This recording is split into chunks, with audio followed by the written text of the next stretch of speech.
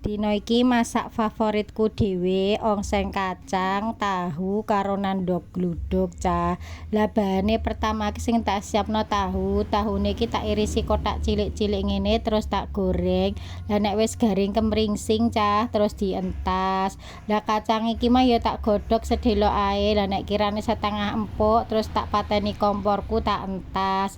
Lah tak siapno bumbune iki ana kemiri, lombok setan, lombok abang, terusan bawang brambang karo nan tomat wis terus tak blender tak gongso nganggo minyak goreng digongso ku nganti ambune wangi nganti nyogrok-nyogrok irunge tanggane. Lah nek bumbune wis mateng terus tak imbohi karo saos tiram, uyah karo nan gula.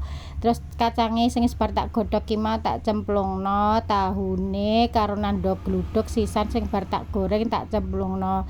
Terus diorak-orik, di ongseng-ongseng nganti kolet bumbune ben supaya rata bumbune ya ben medhuk kacange. Nek wis mateng kabeh terus dientas cah. Lah iki lho ongseng kacang tahu ndok gluduk rasane widuk tenan.